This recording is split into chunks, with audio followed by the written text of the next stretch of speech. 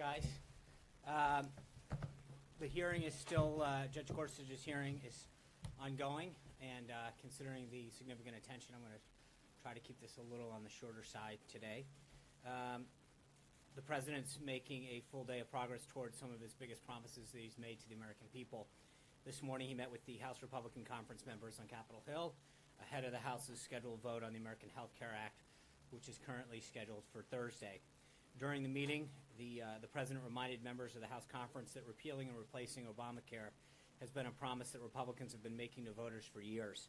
Members made it clear that if voters put a Republican in the White House and continue Republican majorities in the House and the Senate, that we would repeal and replace this ill-advised and legislation. And for every member who pledged the American people that they would deliver on their promise, this is really their chance.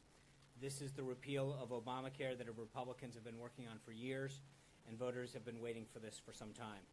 On Thursday, as the House gathers on the floor and casts their votes for the ACH, it'll exactly be 7 years after President Obama has signed Obamacare into law. We're hoping to make this the last anniversary that Americans will have to endure Obamacare. Republicans have been working to repeal and replace this misguided law ever since, and now, under President Trump, we will finally be able to take this step forward towards fundamental reform of our healthcare system. I think most Americans remember the lines that were used to sell Obamacare 7 years ago.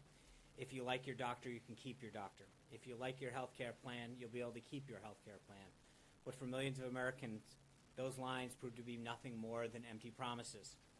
Plans that their families had relied on for years were suddenly canceled. Premiums and deductibles skyrocketed, leaving many who had plans unable to actually use them.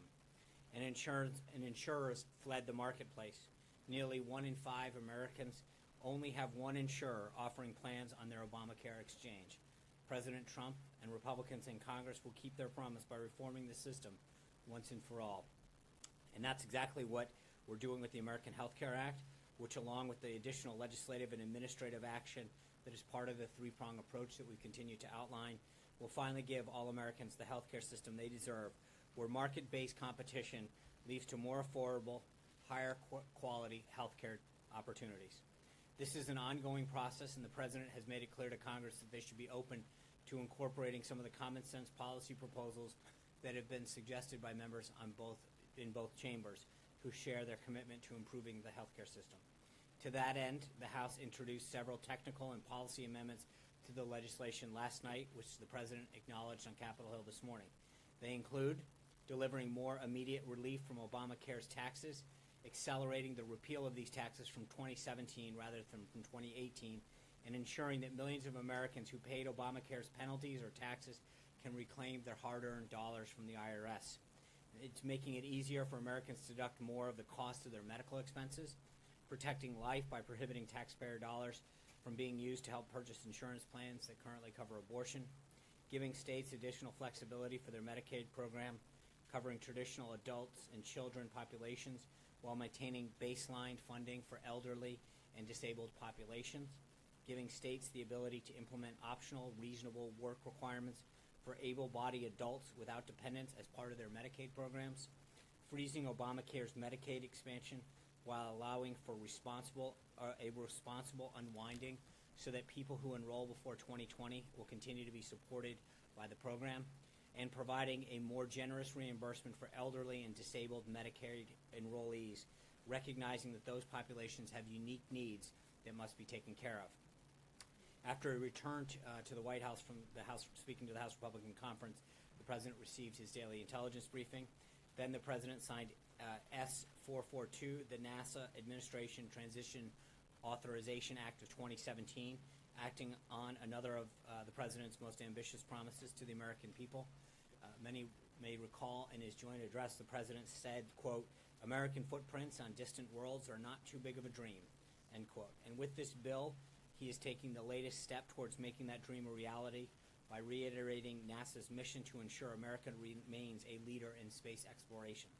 This bipartisan, bicameral legislation provides NASA with the full support it needs to fulfill this and many other important missions, including supporting NASA's plan to explore deep space and sending astronauts to Mars, including an endorsement of launching the Mars 2020 rover. The rover will explore a site that is likely to have been habitable, seeking signs of past life and testing compelling samples and techniques for future robotic and eventual human exploration of Mars, reaffirming that NASA remains a fully multi-mission agency with a balanced set of core missions in space science, space technology, aeronautics, human spaceflight, exploration, and education. Endorsing NASA's continued progress towards launching the James Webb Telescope, which will be a giant leap forward in our ever-evolving quest to understand the universe, and establishing an astronaut occupational health care program, something that NASA has considered a priority for years. After the bill signing, the Vice President also announced that the President will be taking action shortly to relaunch the National Space Council, which the Vice President will chair. The President was honored to sign this new bill into law so that NASA can continue its work towards making America the world leader in space exploration once again. Also this morning, the Vice President hosted a breakfast meeting with Prime Minister al-Abadi of Iraq. We provided a readout on the President's meeting with the Prime Minister yesterday as well, and I believe there's been a readout of the Vice President's as well. At 3 p.m. this afternoon, the President will meet with members of Congress who are part of the House Tuesday group to discuss the American Health Care Act. And this evening, the President will speak at the National Republican Congressional Committee March dinner. Over on the Senate side of the Hill, the President's pick for the Supreme Court, Judge Neil Gorsuch, has been doing a phenomenal job in the Senate today during his first day of questioning.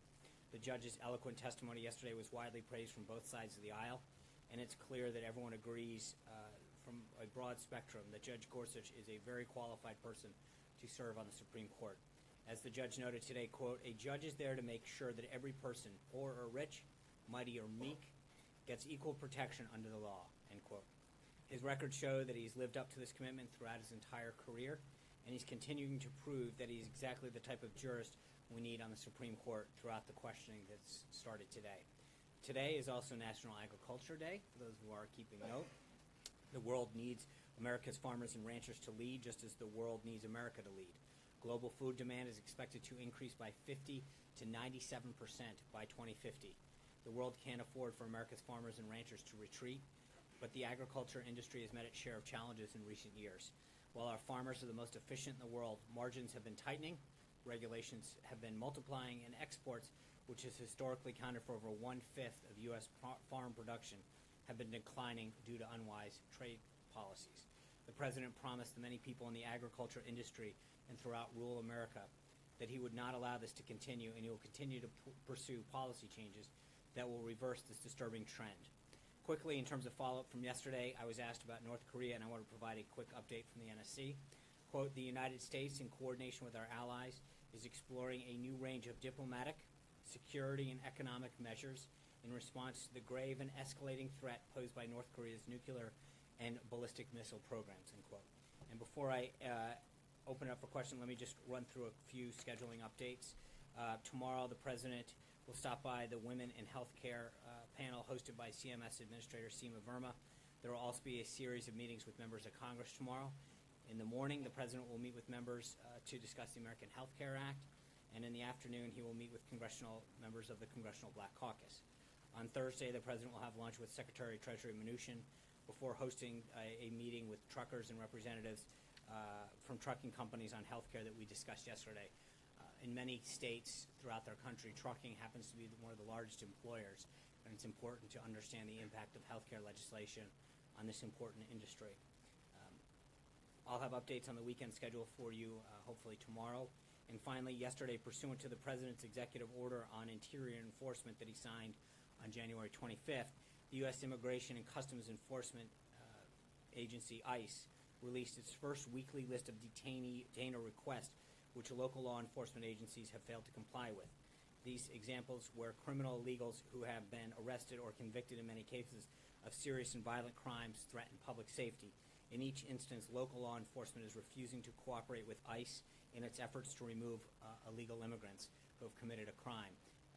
It is part of the President's continued efforts to keep our community safe. A copy of this report is available on the ICE website that details all of the municipalities where there has been an issue and the crime that has been committed and the person and not necessarily the person's name, but the offense in which they were convicted for. And with that, I'd be glad to take some questions. Since we're talking Supreme Court, John Roberts. Wow. Come on. That was good. Bad. Unless there's an Alito in the audience. On healthcare, the president came away from Capitol Hill sounding pretty positive about where he was going to go on Thursday, but then at the same time, Heritage Action came out and said it was going to encourage members to vote no. Club for Growth is taking out ads attacking this bill. Jim Jordan said president's great, but it's still a bad bill. This is going to go to a vote day after tomorrow. What gives the president the sense of optimism that he can get this through, and might he request more changes from Speaker Ryan before it goes to a vote? Well, I think we've talked about this for days. There's been a lot of input from members of Congress, and I think that the meeting this morning really was a huge sign of support. There was a lot of enthusiasm and optimism, not just for the bill itself, but for something that, as I noted, conservatives and Republicans and a lot of Democrats, frankly, have been fighting for a while, which is a more patient-centric healthcare system. I think the president's continued to engage with members. He will continue to do that all the way through Thursday.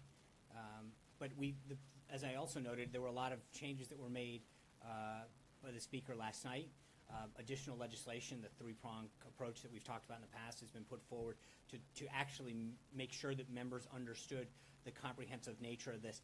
This is one vehicle. There's a huge administrative piece that Secretary Price will administer through administrative action that was given to him when they passed this bill and gave that authority to Kathleen Sebelius, then the Secretary of Health and Human Services, to implement pieces that they couldn't get done legislatively. We can now unwind a lot of that and add a lot of consumer-based and competition measures through the administrative thing. But then the third prong, all of the other stuff that we've talked about for years as Republicans, buying across state lines, expanding health savings accounts, et cetera, all of that has now been introduced as well. And I think that he continues to meet with members and walk away with a very, very optimistic view of where the bill is headed. I think a lot of the measures that have been changed and tweaked and updated have assuaged members who had concerns or wanted to see some additional tightening. But keep in mind, if you are a conservative who has been fighting for repeal and replace, this is your chance. If you are a conservative who has been looking to address out-of-control entitlement spending, this is the first attempt, this is the first reform of an entitlement program in terms of Medicaid in 30 years. These are a truly conservative set of principles that we are fighting for. The competition that's in the bill, the ability to allow prices to come down and choice to go up, there's nothing more conservative that is in this bill. And I think as members continue to talk about ideas that have been included in this bill and the principles of it, we feel very good going into the final stretch. May he seek more changes in order to further assuage? It's possible, but I think that we've made some very positive steps forward. So I don't want to, rule anything out.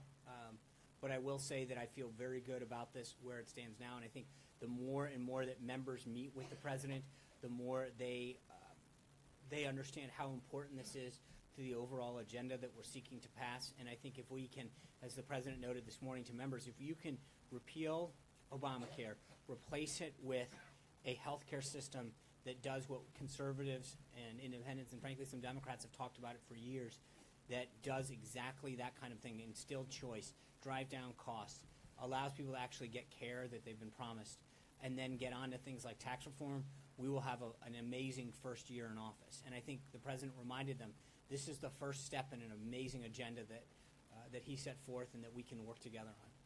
Eamon. Thanks, John. Members of this administration have talked about the stock market as a real-time barometer for how the administration is performing. This afternoon, though, the stock market has been off as much as 200 points on the Dow. Some commentators on Wall Street are suggesting that's because traders are starting to sense a lack of progress in the Trump legislative agenda, worried that he might not be able to accomplish everything he set out to do. Does the president believe that today's dip in the Dow is a result of his performance as president of the United States? Well, I think to look at any one day is nothing that we've always cautioned. I think overall it still continues to be up tremendously. And I think when you look at not just that one indicator, I think if you want to you probably know better than anybody in terms of what you guys cover, that you can't look at one indices and say that is the benchmark of an entire economy. But you see confidence levels, both in small business and in other surveys, that show that there is continued confidence in the market and optimism in the market. You see manufacturers coming back to America talking about investment, major CEOs and small businesses trying to grow the economy and talk about job creation. Those are the real indicators. And again, I think the numbers that we saw last month, again, 1 month isn't make a record, but I think that it was very promising, not just because of what the number was, but what it had been forecast to be, right? So it was expected to be 200,000, came in at 235. So again, when you're overperforming, I think that shows a sign of optimism and confidence in the market. I think, again, I just want to make sure that we're clear before we go into, as we continue through the months, one report does not make something to base an entire record off of. But I think that we feel very good about where things are headed and the direction things are going, not just in terms of the indices and the ups and downs of the market, but also in terms of the number of manufacturers that are walking in and restating their commitment to grow jobs, expand, et cetera, in the market.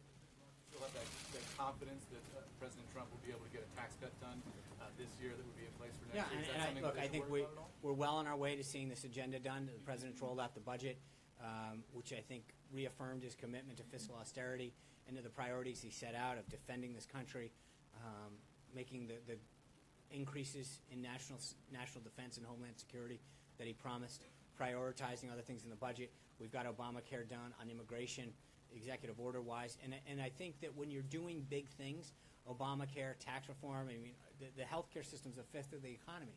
That's no small feat. And I think in terms of what you've seen so far, going through three committees, moving along, the Senate ready to take it up, his pick of Neil Gorsuch.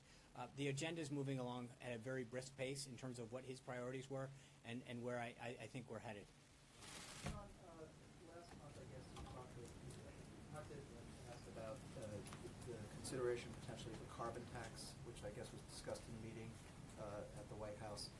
We're hearing some reports that there's a pretty lively internal debate. Gary Cohn might be someone who's more prone to that. Can you just discuss, is the president considering a carbon tax, and what are sort of the various opinions that are going on in the White House? I think there's a robust debate going on with respect to comprehensive tax reform. And as we've mentioned, I mean, our goal right now is to get through Thursday, and that's what the president has talked about very publicly. We need to get Obamacare repealed and replaced and move on to tax reform and some of the other trade reviews that we've talked about, immigration.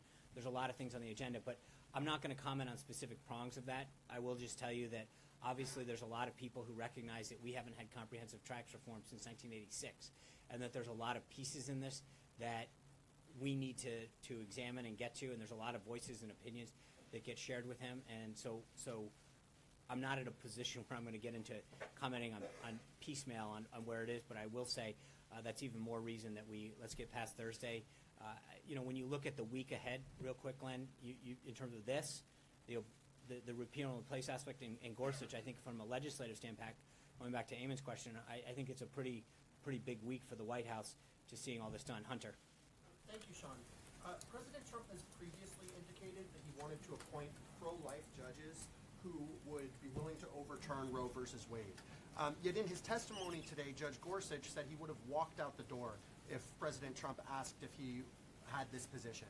Is President Trump still confident that Judge Gorsuch would be willing to overturn Roe versus Wade? And is this position still important to him? I think the president's comments speak for themselves. I think the president's list that he's put out on 20 are jurists that both the Federalist Society and Heritage have deemed to be people who interpret the Constitution as originalists, as people who aren't looking to legislate from the bench. And I'm not going to take the bait during a live hearing to comment on that, but I appreciate the effort. Ronica. Thank you, Sean. I have two questions on the same story. Recently, a 14-year-old girl, she was raped in the boys' bathroom of her high school. A 17 and 18-year-old boy have been charged. One of the boys we know unlawfully entered the country. Both of them have outstanding orders with ICE. So here's my first question about it. Currently, schools are prohibited from denying access to public education based on immigration status. Does the president hear a story like that and think that it should change or be addressed in a future executive order? I think, first, let me just say that this is a tragic event, and it's horrendous and horrible and disgusting what this young woman in Rockville went through. I can't possibly imagine. So first of all, let's remember the human side of this, that this is a tragic event that no child, no person, no parent should ever have to deal with.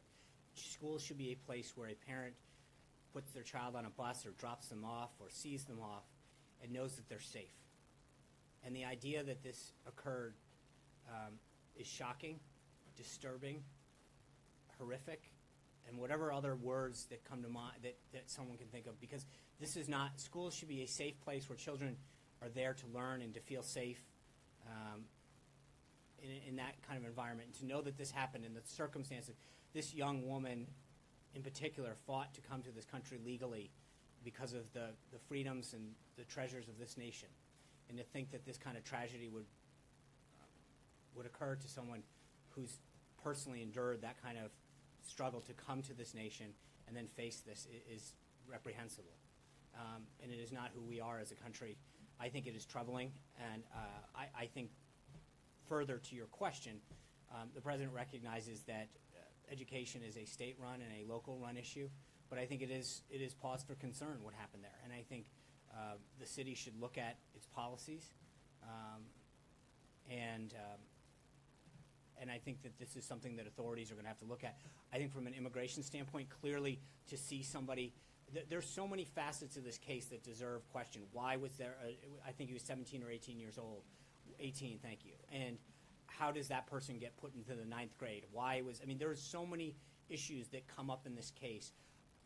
I will leave it to authorities to get through, but I think that we are in the early stages of this, and there's a lot that needs to get addressed with respect to this case in particular. So I hear you about it being a state issue. Let's talk about something, though, that the president has implemented and introduced voice. Is voice victims of immigration crime enforcement? Is that enough to support a No. It's one piece. The president understands that victims need a voice, which is why he brought it in there to help them when they're specifically targeted or victims of a crime by people who are here illegally. But I think part of the reason that the president has made illegal immigration and crackdown such a big deal is because of tragedies like this. We act so many times when we talk about this and say, well, is the president going to, how is the president, why is the president dealing with this, and because of this priority? Well, part of the reason is because of the tragedy that this young girl dealt with, had inflicted upon her, whatever the word is.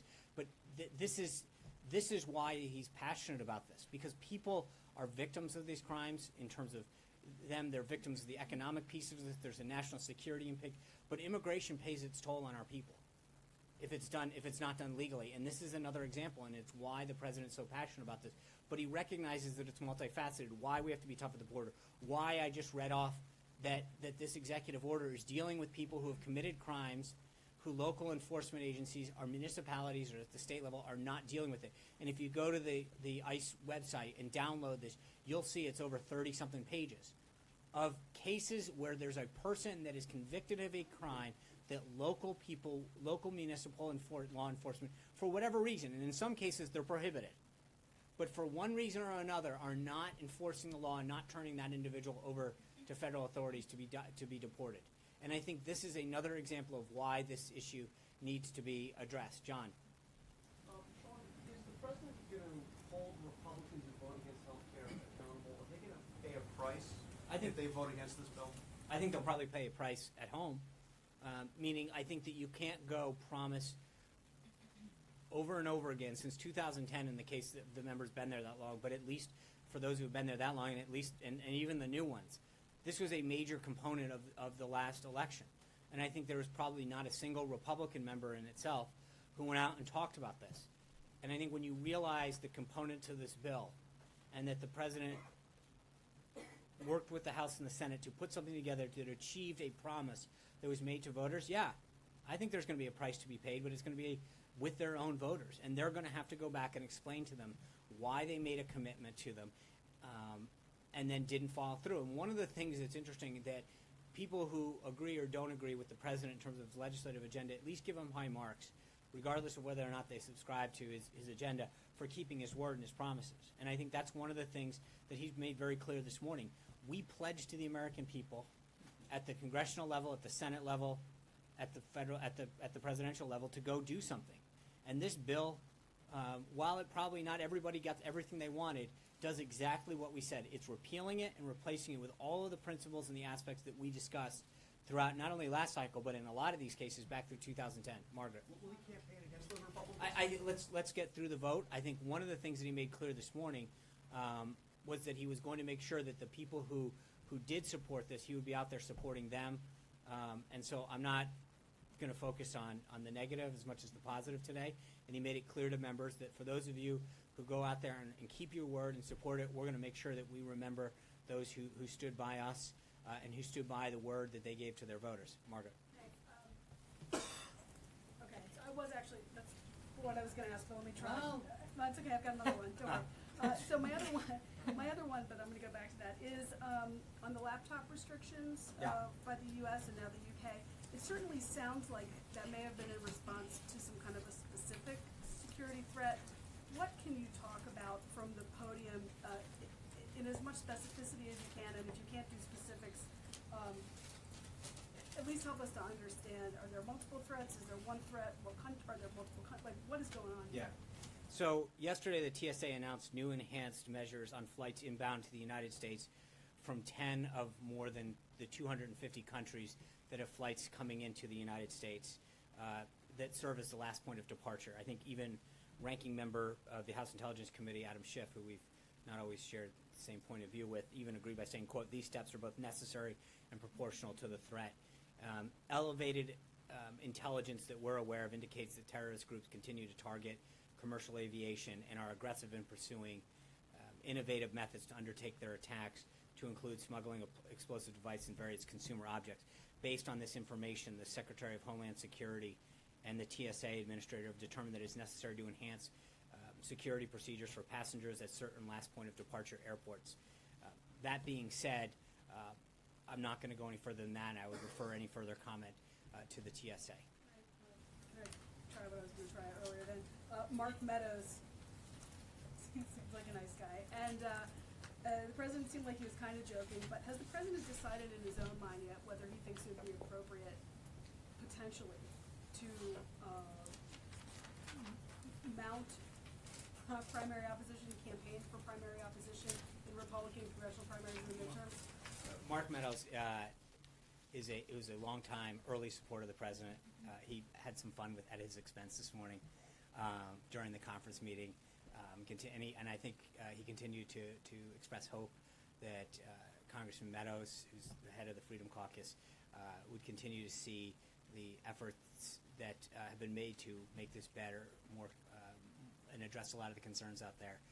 But he has made it very clear that he was having fun with him. The president's committed to making sure that this gets passed. We'll go from there. Vivian. Thanks, John. First, a follow-up to Margaret's question. Why wait for the new aviation regulations 96 hours to implement it? I mean, isn't the president's mantra on counterterrorism that we have to, kind of sneak up on our enemies, not let them know our tactics? So I'm going to ultimately refer you back to TSA, but I will tell you that remember that these are 10 airports of last point of departure to the United States out of 250 that come here. Part of it is to allow, you have to provide appropriate notification to the host country, to the host airlines, and give them opportunity to get those procedures in place. I'm not going to comment any further about the security measures that have been taking place or are taking place, just to continue to refer you back to TSA. But I will tell you that I think that implementing something of this nature in that time frame is pretty darn quick. Okay, one more, sorry. I had a follow-up, sorry. Something totally unrelated. I wanted to ask, has the White House Council approved Ivanka Trump getting a West Wing office and clearance? And so what is the administration's thinking behind this? What is she going to do? I don't think the council actually approves office space, but I get your question. Right. Ivanka has taken on several measures to promote high standards of ethical conduct. Even though she's not a federal employee, she'll follow the restrictions that would apply if she were. She's taken these steps with the advice of counsel and in consultation with the Office of Government Ethics. Hallie. For you. One on healthcare to follow up on the follow-ups. You made very clear that the president was going to be supporting those who supported the bill. And I know you don't want to talk about the flip side of the coin, but when he talked this morning in the closed-door meeting about people paying a price, losing seats, not getting majority, is that an implied threat from the president to these members who don't back this bill? No, I think it's a political reality. I think if you go out and promise the American people something and your voters something, especially on a scale like this, and frankly, as I said, I mean, there's obviously members that have been there 1 term, 2 terms, 3 terms, but this is something that as a party we've made very clear, if you give us this, American people, we will get this done.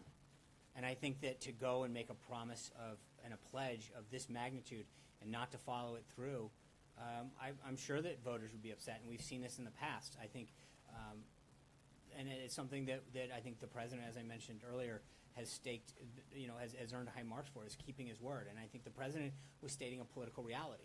If we go out there and make these pledges to the American people and don't do what we said we've done on these big things, then I don't think they're going to continue to want to see us in the majority, and they're going to look for an alternative.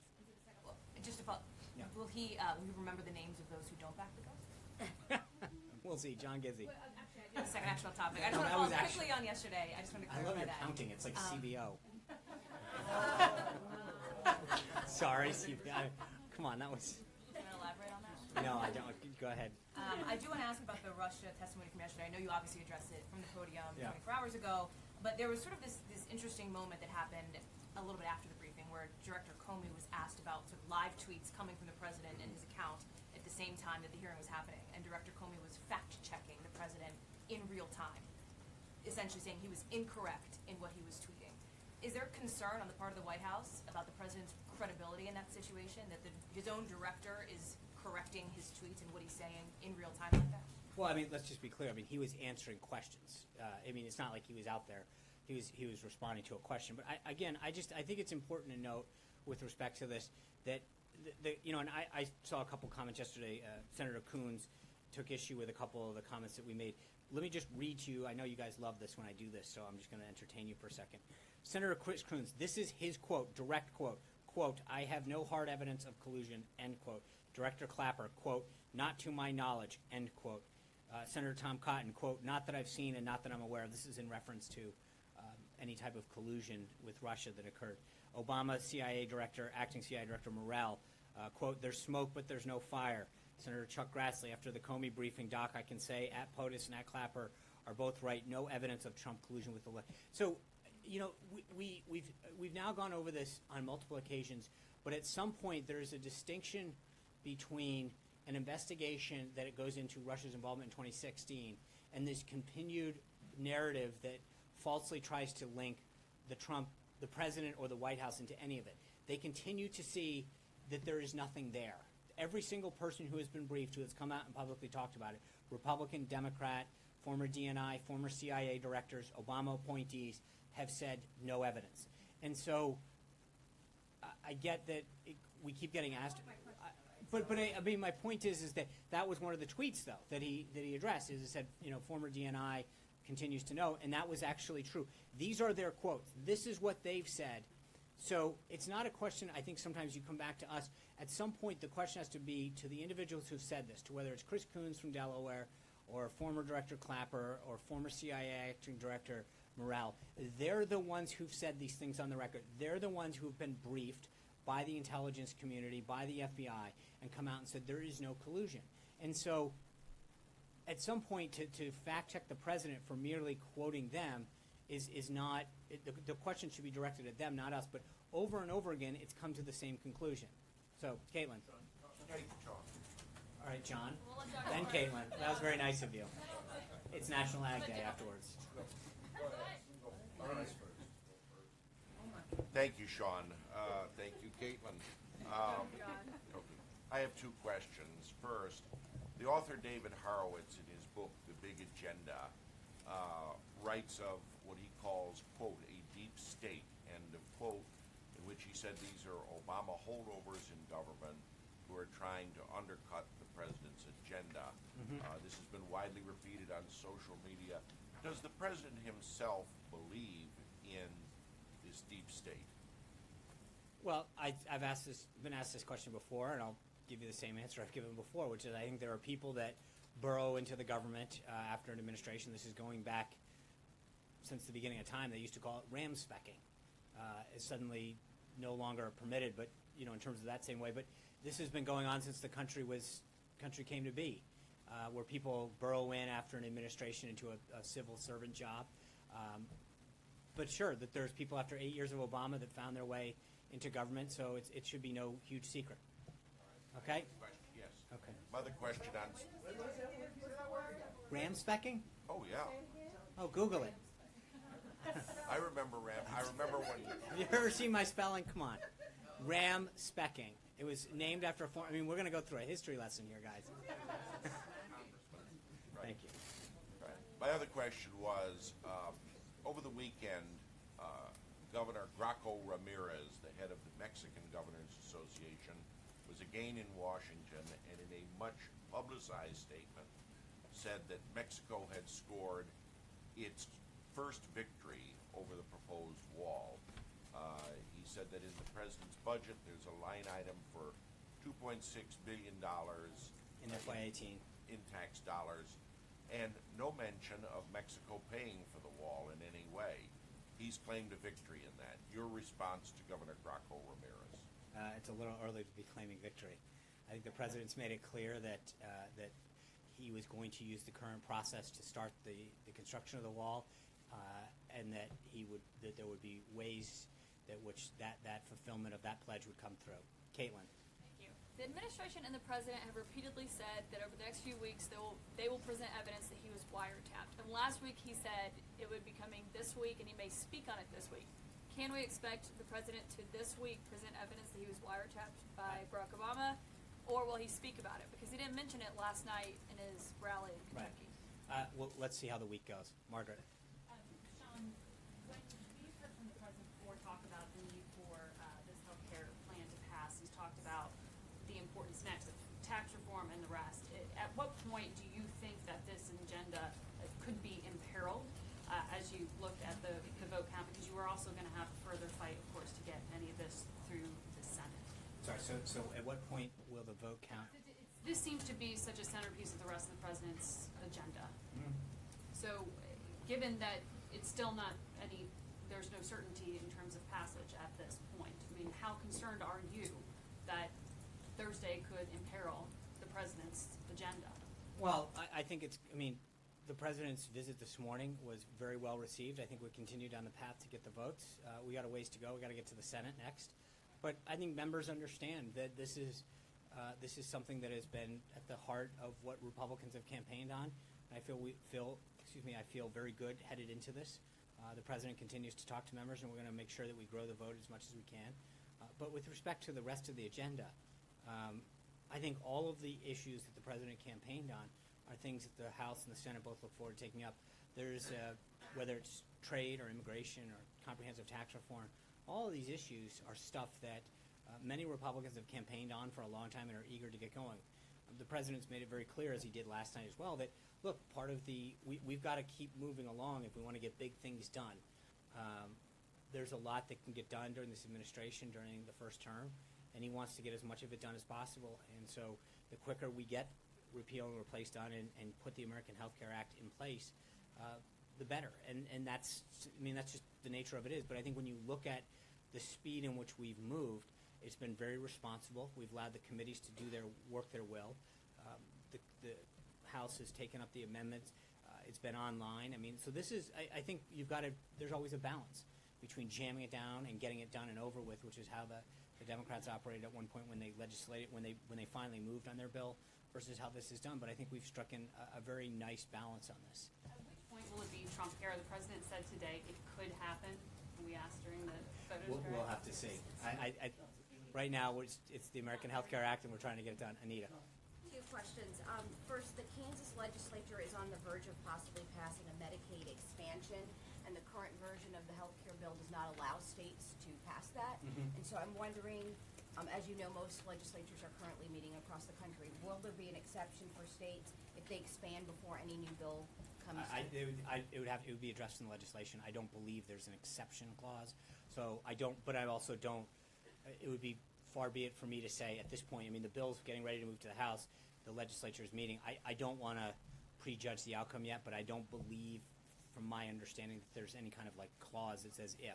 And then secondly, tomorrow you mentioned the Congressional Black Caucus. Is there a specific topic, healthcare, 5 topics? What can you tell us about the president's message to them, and how did it come about? I know there's been some back and forth on getting a meeting going. How did that come about? April's about to. Okay, don't drag April into this.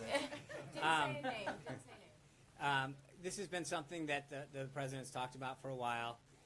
He met with Congressman Elijah Cummings. He started off in a phone call probably a month or so ago where they discussed prescription drugs and the need to get it down. And then the conversation continued. Our legislative affairs team early on went to some of their meetings and started having a dialogue with them. And that dialogue continued. And there was a desire to have a meeting. The president wanted to have them down. I think there's going to be a range of issues that get discussed that range from drug prices to infrastructure investment and education, HBCUs. There'll be a range, and I think that's part of it. There's no set agenda to say we must talk about these things, and obviously I think healthcare is going to come up too. The president wants to get their idea before April jumps out of her seat. I'll give her. Okay, thank you for giving me a follow-up. I want to follow up on the CDC, and I have another question on another subject. So with the CDC, since you're saying you went through all of this prior to the fact that he became president, there was an effort to reach out to the CDC. Mm-hmm. So with all of this understanding that they are an important group to deal with in handling some of the issues, the urban issues, or issues that pertain to their community, how does the president plan to move forward in working with them, particularly as some just don't see eye to eye with him? I think part of this is it continues to have a dialogue, April. I mean, it's simply sitting down with people, talking about issues, talking about common ground. I think if you look at the conversation that he began and continued with Congressman Elijah Cummings, they found common ground. The president talked about areas where, despite some of the narratives that are out there, there were issues that they probably both share a concern for, and that they can work on together. And maybe they won't agree on 100% or 60%, but maybe there's 15, 20, or 30% of the issues. Maybe there's one bill in particular that they can work on. But there's a willingness to sit down and talk, and I think that's the first step in the process of any of these. It's not just your own party, and the president's shown this on several of these meetings, where it's not just business leaders. He's brought in the union leaders. Talked about healthcare yesterday. He had Dr. Zeke Emanuel in. It's not about just bringing in people who agree with you. It's about people across the spectrum who can offer ideas. And the president's, and I get it that inner cities aren't exclusive. The rebuilding of inner cities aren't the only issue. But he's talked about, he's elevated the status of historically black colleges and universities, bringing that office into the White House to help coordinate some of the federal government activities. He's talked about rebuilding the inner cities. He's talked about school choice. A lot of issues that, law and order, and healthcare. And there's issues that impact urban areas, minority communities, whether they live in rural areas or urban areas. But I think that dialogue needs to continue because it can only help, and I think that's what we look forward to tomorrow. And the second subject, as you're talking about bringing in groups, you're also bringing in the truckers, and there is a concern in the trucking industry about something called e-logs. It's going to happen at the end of the year where truckers, be it truckers with commercial trucks or mom and pop businesses, all of them are going to have computers to log in to monitor the time you drive, the stop and speed, etc. And many people are saying that it cuts into their income. Where does the president stand on that? And I know he's meeting about healthcare. I think let's see if that comes up in the meeting, and then I'll read out. But I know, I understand that's more of a DOT issue, so I would refer you to the Department of Transportation. They're very concerned about it. Would he at least? I understand that, and I hope that comes up. Jeff Mason. Sean, a follow-up on the DHS airline issue. If there's a danger to Americans or to flyers generally with having laptops or things that are bigger than a cell phone in planes from those 10 countries, why would that not also be a danger from other countries? As you can imagine, I can't talk about the intelligence that we have.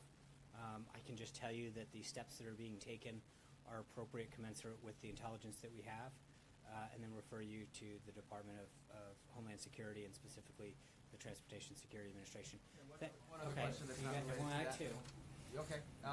Presidents traditionally issue a greeting to those celebrating the Iranian New Year, Nowruz. Mm-hmm.